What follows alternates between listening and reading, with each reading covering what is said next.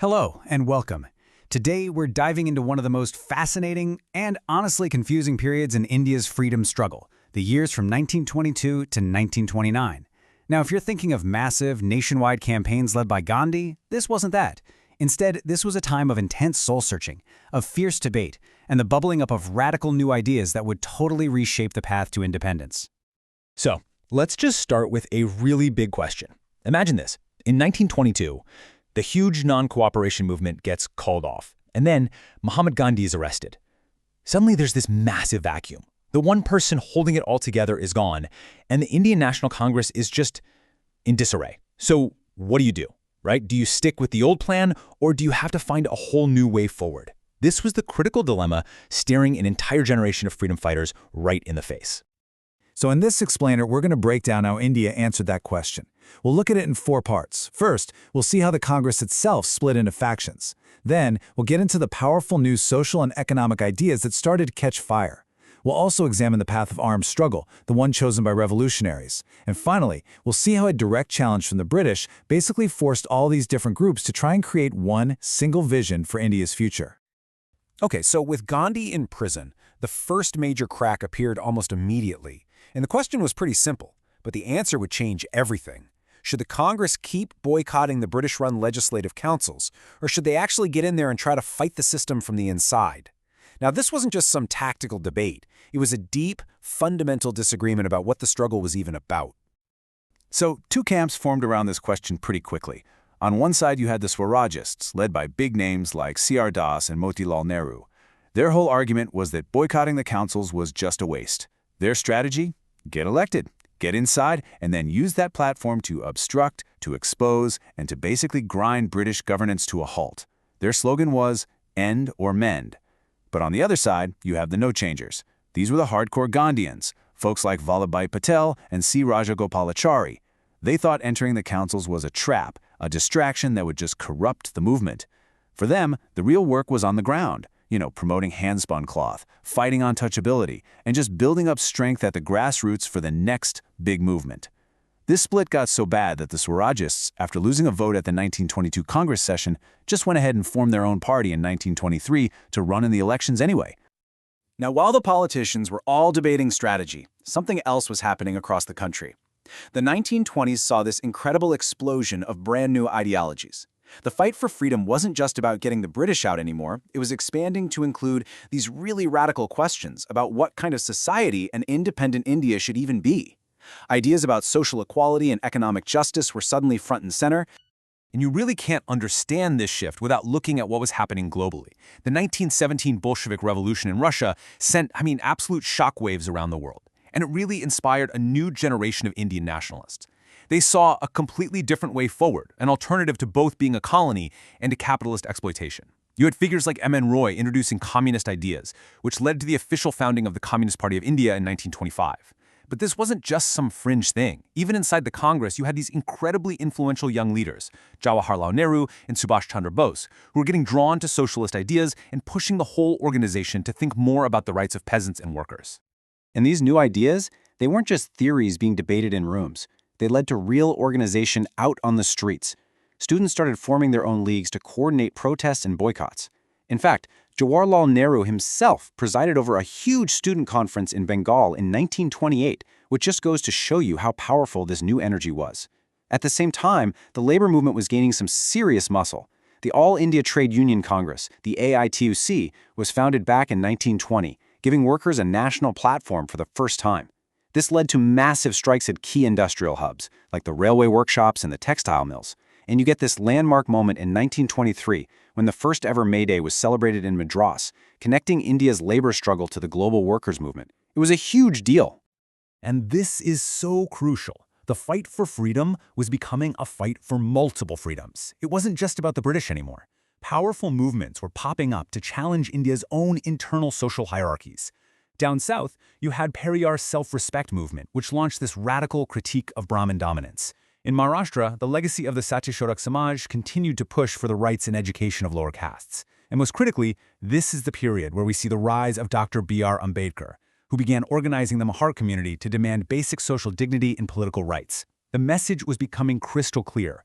Political freedom, or Swaraj, would mean nothing without social justice. But, for some people, all of this debate and slow organization was just too slow. They didn't want to sit in British councils, and they sure didn't believe that nonviolence could ever kick out an empire that was built on force.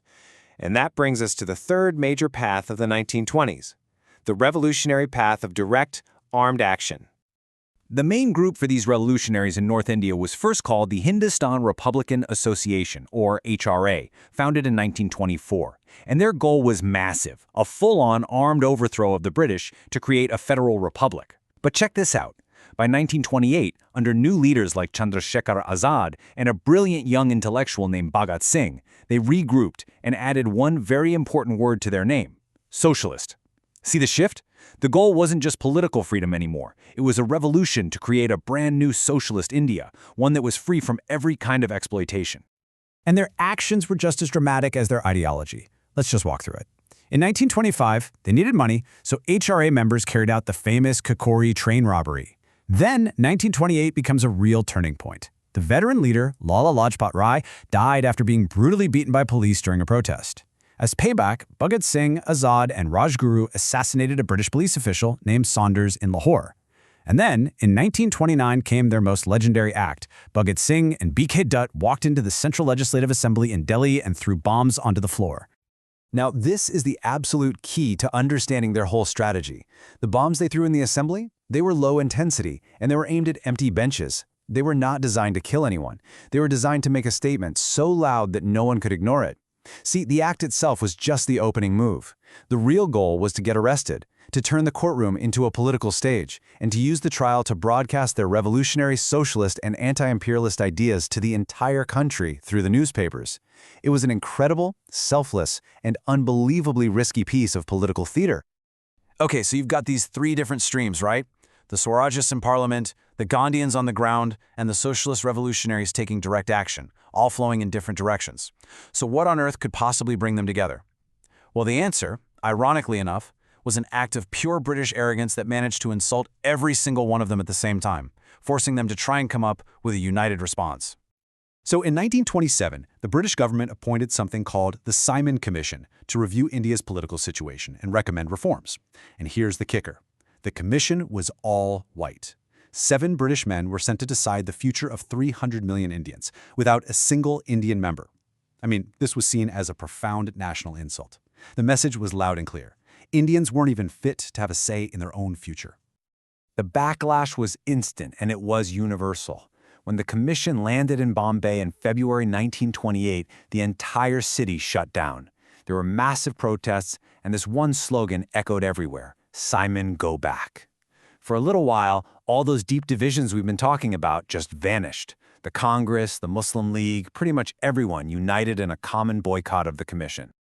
Right in the middle of all this, the British Secretary of State, a guy named Lord Birkenhead, basically threw down a challenge. He taunted Indians, saying they were so divided, they were incapable of coming up with a single constitutional proposal that everyone could agree on. Well, the Indian leadership took that challenge head on. They called an all-parties conference and set up a committee led by the Swarajist leader, Motilal Nehru, yep, Jawaharlal's father, to draft a constitution for India.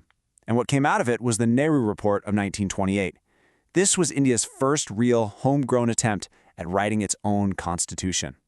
But this effort to create unity actually ended up exposing just how deep the divisions really were. The Nehru Report made a few key proposals. It called for dominion status, kind of like Canada had. It proposed joint electorates, getting rid of separate voting for different religious groups, though it did have reserved seats for minorities. And it imagined a pretty strong central government. But this just didn't work for some key groups.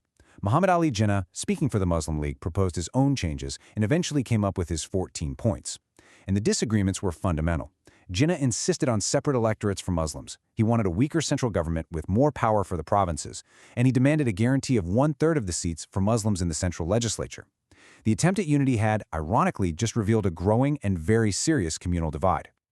And it wasn't just the Muslim League that had a problem with the Nehru Report. It was also challenged from inside the Congress by the younger, more radical members. Leaders like Jawaharlal Nehru and Subhash Chandra Bose were just not happy with the report's main demand. To them, asking for dominion status was weak. It felt like a compromise. Why ask to be just a dominion within the British Empire when the real goal should be complete and total freedom from it?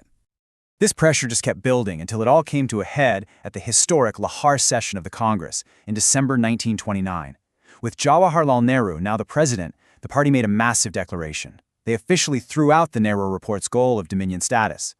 The new, the clear, the non-negotiable goal of the Indian National Congress was now Purna Swaraj, complete independence.